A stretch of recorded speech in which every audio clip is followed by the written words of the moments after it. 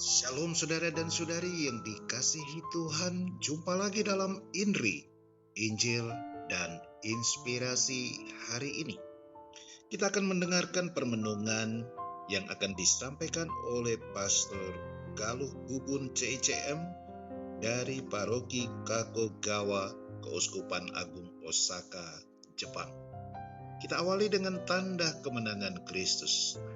Dalam nama Bapa dan Putra dan Roh Kudus. Amin. Selamat pagi saudari-saudaraku yang terkasih dalam Yesus Kristus. Salam berjumpa kembali bersama dengan saya, Pastor Galuh Bubun CICM, dalam INRI, Injil dan Renungan hari ini. Hari Senin, tanggal 20 Juli 2020. Pada hari ini kita akan kembali bersama-sama mendengarkan dan kemudian merenungkan sabda Tuhan pada hari ini. Mari kita memulai dengan tanda kemenangan Kristus dalam nama Bapa dan Putra dan Roh Kudus. Amin. Tuhan bersamamu dan bersama rohmu. Inilah Injil Yesus Kristus menurut Matius. Dimuliakanlah Tuhan. Pada waktu itu berkatalah beberapa ahli Taurat dan orang Farisi kepada Yesus, "Guru, kami ingin melihat suatu tanda daripadamu." Tetapi jawabnya kepada mereka, "Angkatan yang jahat dan tidak setia ini menuntut suatu tanda. Tetapi kepada mereka tidak akan diberikan tanda selain tanda Nabi Yunus.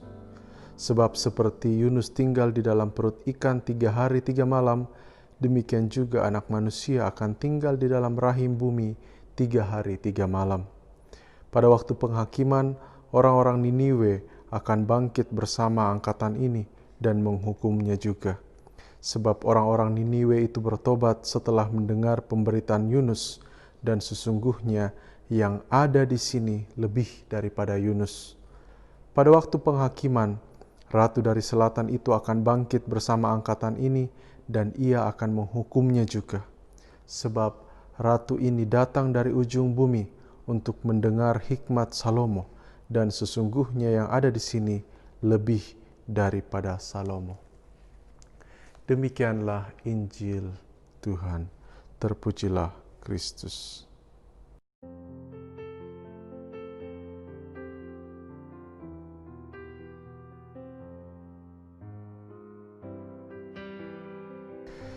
Saudari-saudaraku yang terkasih, di bacaan Injil hari ini ketika orang-orang Farisi datang menghadap Yesus dan meminta tanda, sebenarnya Yesus telah memberikan tanda begitu banyak, yakni berupa mujizat di hadapan mereka dan khalayak ramai. Yesus telah menyembuhkan orang kusta, kemudian menyusul ibu mertua dari Petrus, orang yang kerasukan setan, menyembuhkan mata kedua orang buta, meredakan badai, dan beberapa mujizat-mujizat lainnya.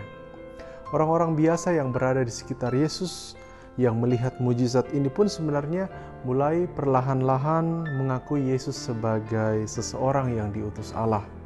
Sayangnya, dan persis disinilah letak masalahnya, para ahli Taurat dan orang-orang Farisi ketika itu masih menutup mata dan hati mereka terhadap kuasa Allah yang sebenarnya telah dan sedang terjadi di tengah-tengah kehidupan mereka saat itu. Jadi saya kira tidak berlebihan jika Yesus kemudian menghardik mereka sebagai angkatan yang jahat dan tidak setia. Karena mereka dengan sengaja menutup mata dan tidak mau mengakui kebaikan Tuhan yang sebenarnya sedang terjadi dalam komunitas mereka saat itu. Yesus kemudian mengingatkan mereka lagi tentang tanda besar yang sudah diberikan kepada orang-orang di Niniwe melalui Nabi Yunus, di mana di dalam peristiwa itu Nabi Yunus tertelan dan berada di dalam perut ikan selama 3 hari, tetapi ia pada akhirnya keluar dengan selamat. Lalu ada juga tanda dari hikmat dan kebijaksanaan Salomo yang telah menjadikan Ratu dari Selatan untuk percaya kepada Allah.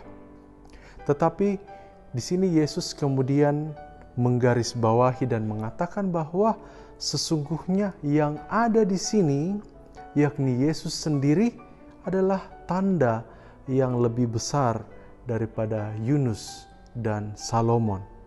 Singkatnya, Yesus ingin mengatakan kepada mereka, kalian masih mencari tanda, padahal akulah tanda yang kalian cari itu. Dalam hal ini, kita bisa berasumsi bahwa boleh jadi orang yang selalu meminta tanda kepada Tuhan adalah orang yang memiliki iman dan keyakinan yang lemah terhadap Tuhan. Ya, mungkin saja, meskipun saya tidak berharap demikian. Lalu mungkin kemudian ada yang bertanya, jadi bagaimana pastor? Apakah kita tidak boleh meminta tanda lagi dari Tuhan? Jika pertanyaan itu ditanyakan ke saya, maka tentu jawaban saya negatif. Maksudnya, ya, kita tidak perlu lagi meminta tanda kepada Tuhan. Kita tidak perlu lagi meminta tanda untuk membuktikan apakah Tuhan akan sungguh-sungguh menyelamatkan kita dari semua pergumulan, penderitaan, dan khususnya pandemi yang sedang kita derita, yang sedang kita rasakan saat ini. Kita tidak perlu meminta tanda lagi kepada Tuhan, karena Putra Allah sendiri, yakni Yesus yang telah menderita, mati dan bangkit bagi kita, telah menjadi tanda yang paripurna. Tanda yang menyimpulkan semuanya, tanda bahwa cinta Tuhan kepada kita tidak berkesudahan. Kalau begitu, mungkin masih ada yang akan bertanya, kalau tanda tidak boleh, lalu apa yang boleh kita minta kepada Tuhan?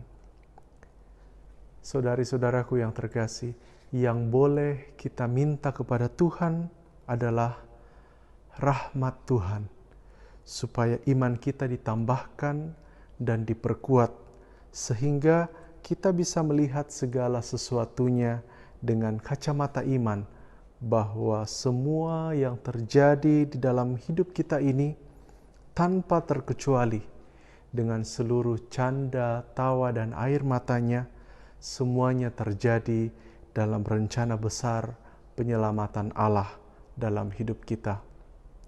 Rencana besar yang sebenarnya dipenuhi dengan begitu banyak mujizat-mujizat, baik yang kecil maupun yang besar, yang telah dan sedang terjadi dalam kehidupan kita sehari-hari. Maka saudari-saudaraku yang terkasih dalam Yesus Kristus, saya ingin mengakhiri renungan singkat hari ini dengan mengajak sekaligus menantang kita semua untuk mulai menghitung berkat dan mujizat-mujizat kecil atau bahkan mujizat-mujizat besar yang telah, sedang, dan akan terus terjadi dalam kehidupan kita. Karena saya percaya mujizat-mujizat Tuhan senantiasa terjadi dalam kehidupan kita. Tetapi sekali lagi dibutuhkan iman yang teguh untuk bisa mengenali mujizat-mujizat Tuhan tersebut. Semoga Allah senantiasa menambahkan dan meneguhkan iman kita semua. Semoga demikian. Amin. Saudara-saudari, demikianlah INRI atas nama kita semua. Saya ucapkan terima kasih banyak kepada Pastor Galuh Bubun CICM atas pelayanan yang boleh ia persembahkan bagi kita semua. Semoga Pastor tetap sehat di tanah misi, penuh semangat, penuh sukacita, dan semakin menjadi berkat bagi umat di Kakogawa yang sedang dilayani. Saudara-saudari, silakan meneruskan INRI kepada anggota keluarga, teman, dan sahabat di dalam komunitas dan kerukunan, sehingga semakin banyak orang boleh terinspirasi oleh sabda Tuhan. Salam sehat, selamat beraktivitas. Tuhan Yesus memberkati kita. Dalam nama Bapa dan Putra dan Roh Kudus. Amin.